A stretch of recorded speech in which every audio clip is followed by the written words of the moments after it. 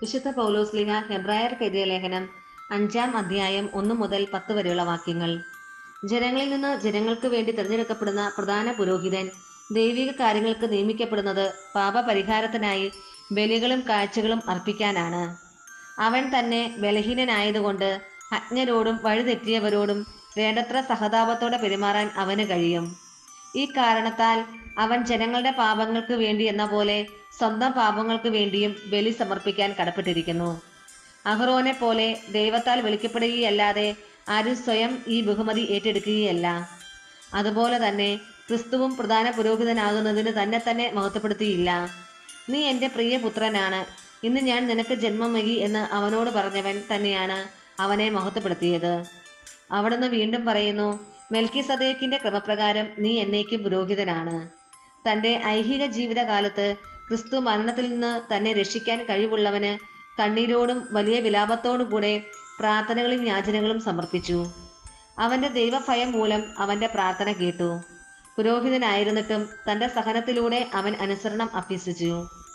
പരിപൂർണനാക്കപ്പെട്ടതുവഴി അവൻ തന്നെ അനുസരിക്കുന്നവർക്കെല്ലാം നിത്യരക്ഷയുടെ ഉറവിടമായി. എന്തെന്നാൽ മെൽക്കിസദേക്കിന്റെ ക്രമപ്രകാരം അവൻ പ്രധാന പുരോഹിതനായി ദൈവത്താൽ നിയോഗിക്കപ്പെട്ടു. നമ്മുടെ കർത്താവായ മിശിഹായ്ക്ക് സ്തുതി.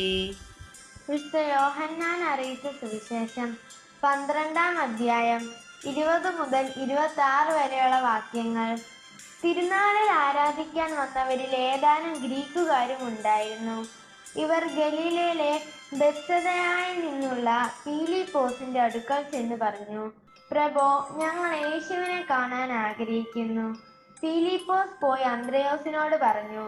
അന്ത്രയോസും പീലിപ്പോസും കൂടി യേശുവിനെ വിവരം അറിയിച്ചു. യേശു പറഞ്ഞു, മനുഷ്യപുത്രൻ മഹത്വപ്പെടാനുള്ള സമയമായിരിക്കുന്നു. സത്യം സത്യമായി ഞാൻ നിങ്ങളോട് പറയുന്നു, ഗോതമ്പ് മണി നിലത്ത് വീണ് അഴിയുന്നില്ലെങ്കിൽ അത് അതേ പടിയിരിക്കും.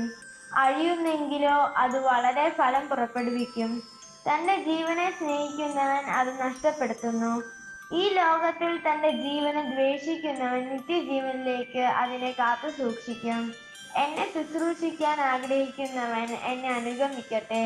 അപ്പോൾ ഞാൻ ആയിരിക്കുന്നിടത്ത് എൻ്റെ ശുശ്രൂഷകനുമായിരിക്കും. എന്നെ ശുശ്രൂഷിക്കുന്നവനെ പിതാവ് ബഹുമാനിക്കും. നമ്മുടെ കർത്താവായ മിശിഹായ്ക്ക് സ്തുതി.